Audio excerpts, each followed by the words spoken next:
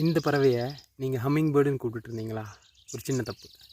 Day 3 of learning wild life around you. Wild life பிடிக்கும்னா, wild life பற்றி கற்றுக்கணுன்னா மறக்காமல் என்ன ஃபாலோ பண்ணிக்கோங்க.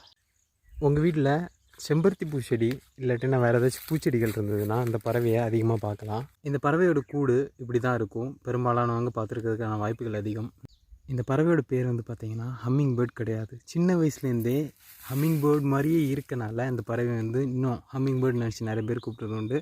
ஏன்னா நம்ம ஜிகே புக்ஸில் இல்லை இன்ட்ரெஸ்டிங் ஃபேக்ட்ஸ் வேறு ஏதாச்சும் நியூஸ் பேப்பரில் இல்லை டிவி சேனல்ஸில் கூட பார்த்திங்கன்னா ஹம்மிங் பேர்ட்ஸை பற்றி நிறைய கேள்விப்பட்டிருப்போம், பார்த்துருப்போம், படிச்சிருப்போம். அதனால் இந்த பேர்டை வந்து ஹம்மிங் பேர்டு கூட ரிலேட் பண்ணி நிறைய பேர் இன்னும் இந்த பேர்டை வந்து ஹம்மிங் பேர்டுன்னு கூப்பிட்டுருக்காங்க. இதோட ஆக்சுவல் நேம் வந்து பார்த்திங்கன்னா purple sun bird. So purple sun bird, purple sun rumped sun bird.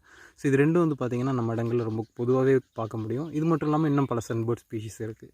தமிழில் இதை வந்து பார்த்திங்கன்னா தேன் சிட்டுக்குருவின்னு சொல்லுவாங்க. காரணம் இது தேன் வந்து வாழக்கூடிய ஒரு பறவை. அப்புறமா அதோட வாயை நீங்கள் பார்த்தீங்கன்னா தெரியும், ரொம்ப ஒல்லியாக கேர்டாக இருக்கும். பார்க்காதவங்க போய் பாருங்கள். அது வந்து தேனை சாப்பிட்றதுக்கு ஏதுவாக, அதாவது அதோட நாக்கு மூலமாக தேன் எடுக்கிறதுக்கு ஏதுவாக பார்த்திங்கன்னா ஒல்லியாக சின்னதாக இருக்கும். இதே மாதிரியே பறவைகளோட அலகுகள், அதாவது வாயை வச்சே அது என்ன சாப்பிடுது இல்லை அதுக்கு அதோட உணவுக்கு தகுந்த மாதிரி பார்த்திங்கன்னா அதோட வாய்களோட அடாப்டேஷன் இருக்கும்.